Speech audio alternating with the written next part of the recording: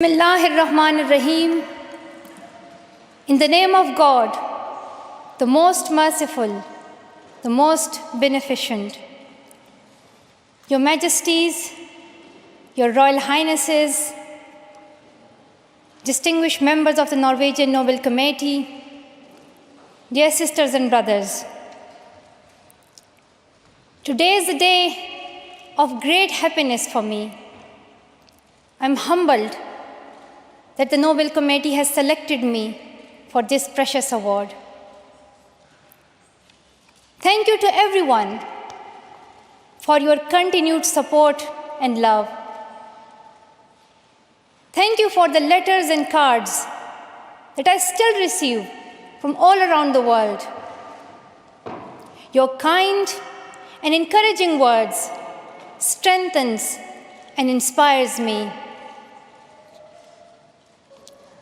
I would like to thank my parents for their unconditional love. Thank you to my father for not clipping my wings and for letting me fly.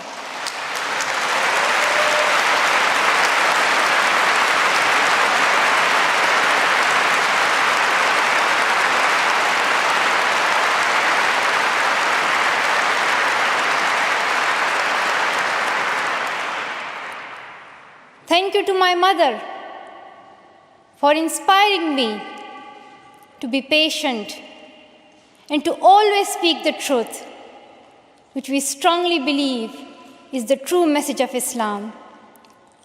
And also, thank you to all my wonderful teachers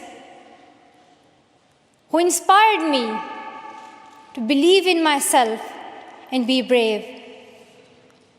I'm proud. Well, in fact, I'm very proud to be the first Pashtun, the first Pakistani, and the youngest person to receive this award.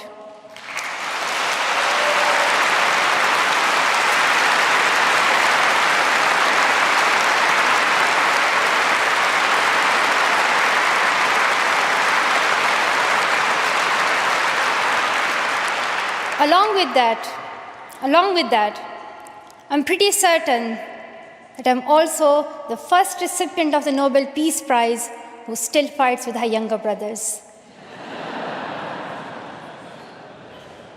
I want there to be peace everywhere, but my brothers and I are still working on that.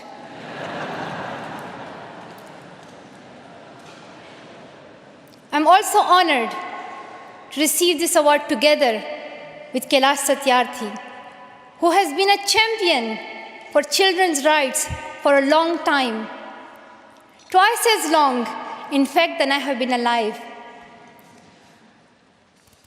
I'm proud that we can work together. We can work together and show the world that an Indian and a Pakistani, they can work together and achieve their goals of children's rights.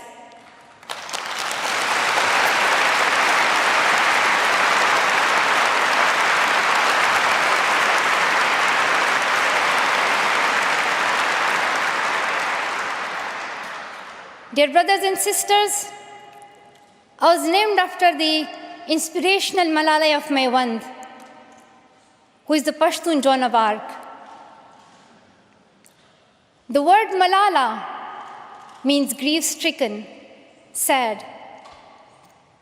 But in order to lend some happiness to it, my grandfather would always call me Malala, the happiest girl in the world. And today, I'm very happy that we are together fighting for an important cause. This award is not just for me. It is for those forgotten children who want education. It is for those frightened children who want peace. It is for those voiceless children who want change. I'm here to stand up for their rights, to raise their voice, It is not time to pity them. It is not time to pity them. It is time to take action. So it becomes the last time. The last time. So it becomes the last time that we see a child deprived of education.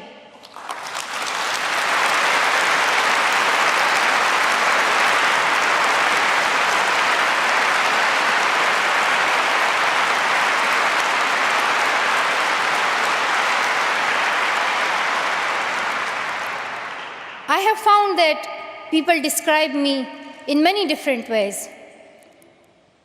Some people call me the girl who was shot by the Taliban, and some the girl who fought for her rights. Some people call me a Nobel laureate now. However, my brothers still call me that annoying bossy sister. As far as I know, I'm just a committed and even stubborn person who wants to see every child getting quality education, who wants to see women having equal rights, and who wants peace in every corner of the world.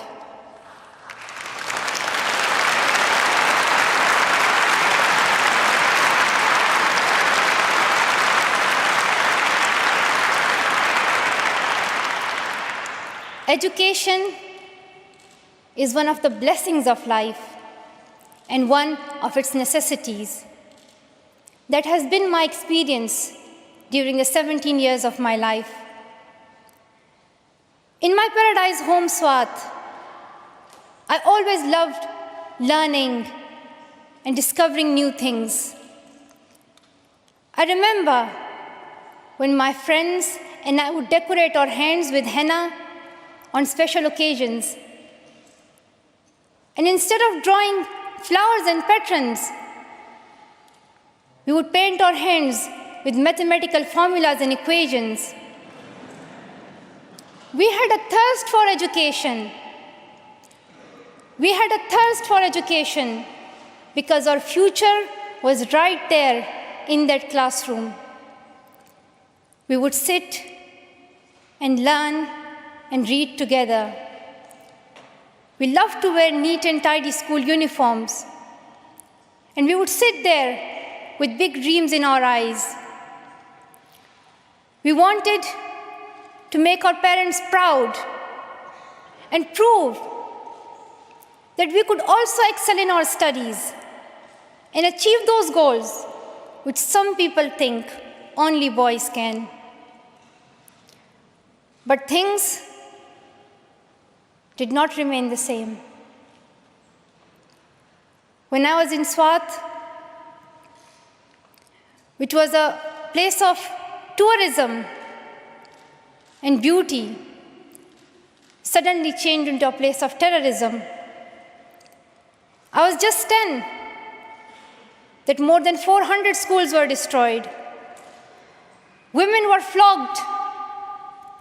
People were killed. And our beautiful dreams turned into nightmares. Education went from being a right to being a crime. Girls were stopped from going to school. We could not just stand by and see those injustices of the terrorists, denying our rights, ruthlessly killing people, and misusing the name of Islam. We decided to raise our voice and tell them, have you not learned that in the Holy Quran Allah says, if you kill one person, it is as if you kill the whole humanity? Do you not know that Muhammad, peace be upon him, the Prophet of mercy, he says, do not harm yourself or others. And do you not know that the very first word of the Holy Quran is the word Iqra, which means read. The terrorists tried to stop us and attacked me and my friends who are here today on our school bus in 2012. But neither their ideas nor their bullets could win. We survived. And since that day, our voices have grown louder and louder.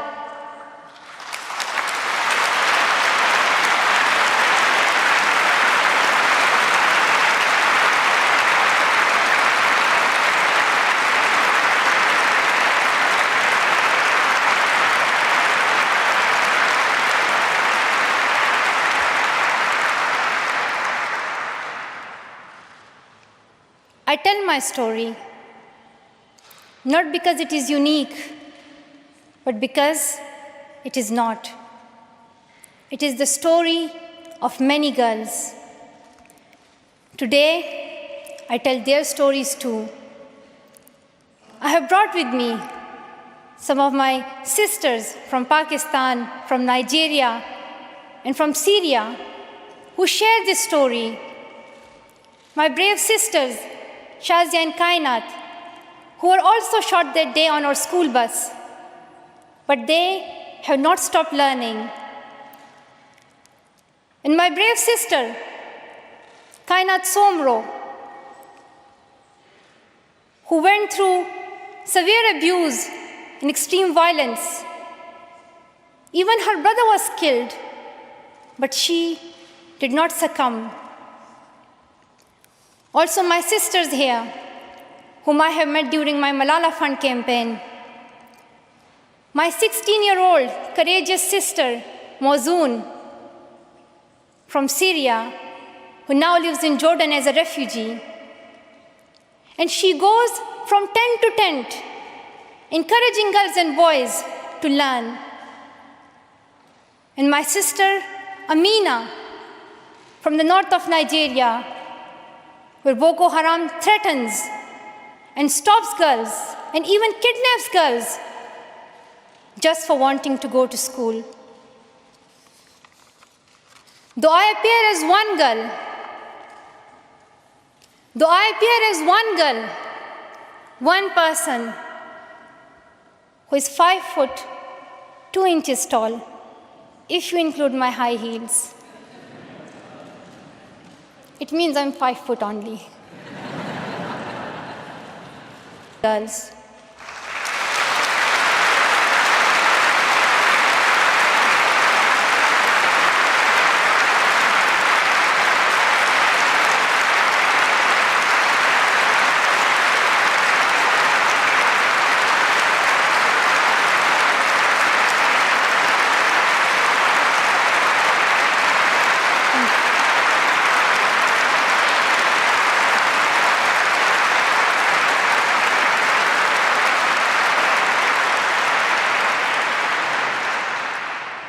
Sometimes people like to ask me, why should girls go to school?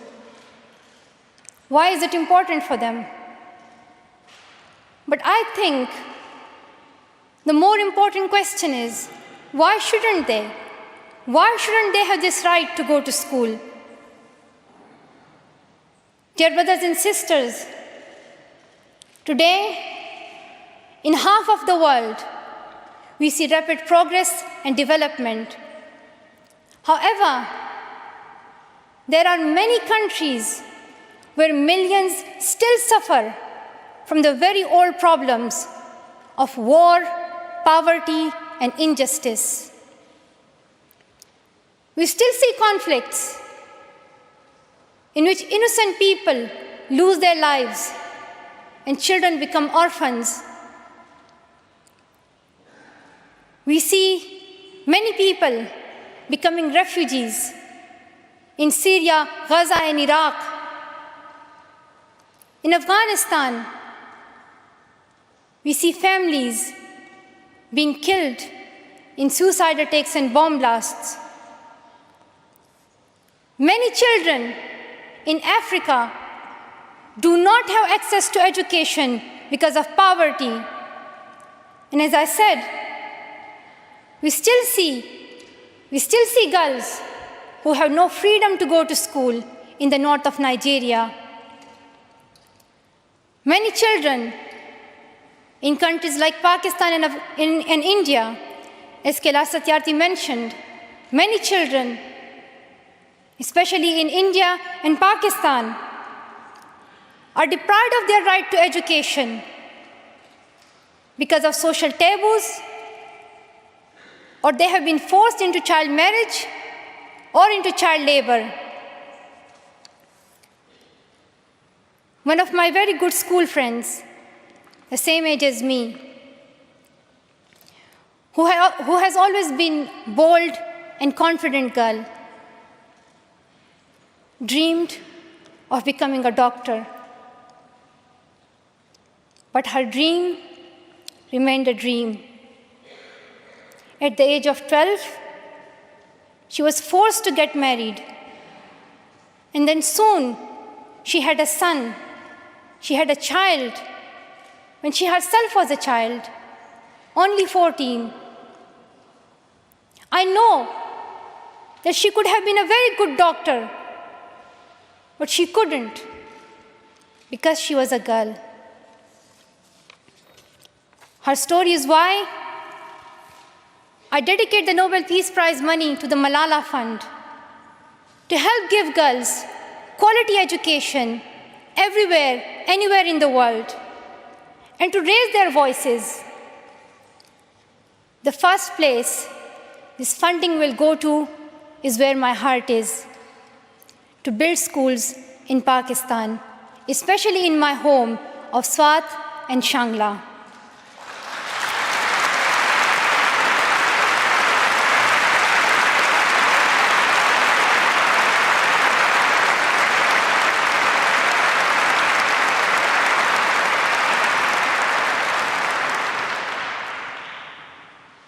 In my own village, there is still no secondary school for girls. And it is my wish and my commitment, and now my challenge, to build one so that my friends and my sisters can go there to school and get quality education, and they get this opportunity to fulfill their dreams. This is where I will begin, but it is not where I will stop. I will continue this fight until I see every child in school. Dear brothers and sisters, great people who brought change, like Martin Luther King and Nelson Mandela, Mother Teresa and Aung San Suu Kyi, once stood here on this stage. I hope the steps that Kailash Satyarthi and I have taken so far and will take on this journey will also bring change, lasting change.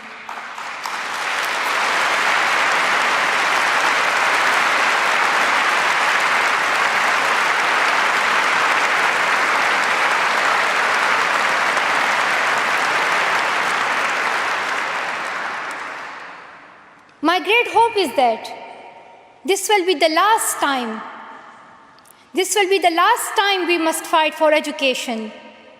Let's solve this once and for all. We have already taken many steps. Now it is time to take a leap. It is not time to tell the world leaders to realize how important education is. They already know it. Their own children are in good schools. Now it is time to call them to take action for the rest of the world's children. We ask the world leaders to unite and make education their top priority. 15 years ago, the world leaders decided on a set of global goals, the Millennium Development Goals. In the years that have followed, we have seen some progress. The number of children out of school has been halved, as Kailash Satyarthi said. However, the world focused only on primary education, and progress did not reach everyone. In year 2015, representatives from all around the world will meet in the United Nations to set the next set of goals, the Sustainable Development Goals. This will set the world's ambition for the next generations. The world can no longer accept that basic education is enough.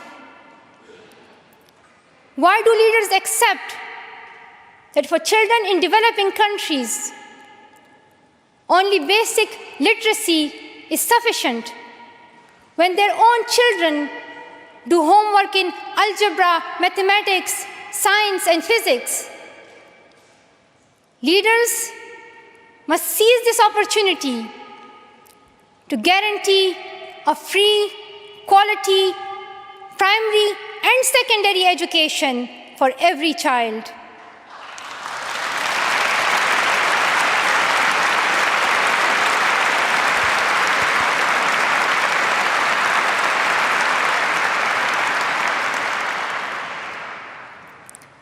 Some will say this is impractical, or too expensive, or too hard, or maybe even impossible.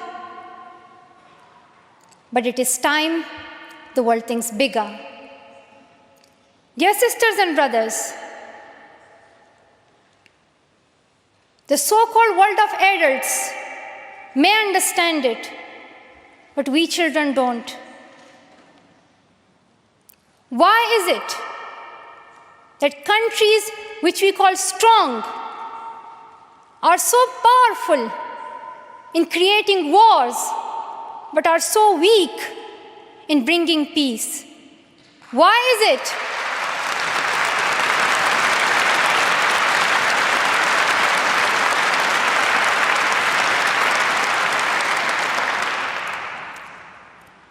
Why is it that giving guns is so easy, but giving books is so hard?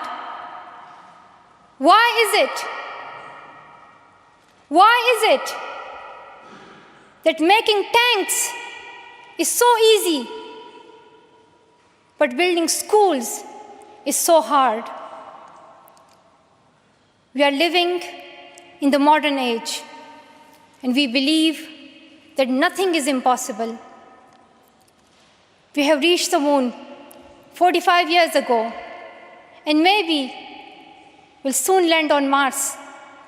Then, in this 21st century, we must be able to give every child quality education. Dear sisters and brothers, dear fellow children, we must work, not wait. Not just the politicians and the world leaders. We all need to contribute.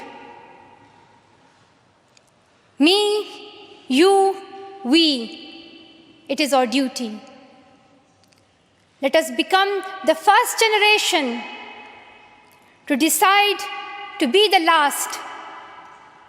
Let us become the first generation that decides to be the last, that sees empty classrooms, lost childhoods, and wasted potentials. Let this be the last time that a girl or a boy spends their childhood in a factory. Let this be the last time that a girl is forced into early child marriage. Let this be the last time that a child loses life in war. Let this be the last time that we see a child out of school. let this end with us. Let's begin this ending together, today, right here, right now. Let's begin this ending now. Thank you so much.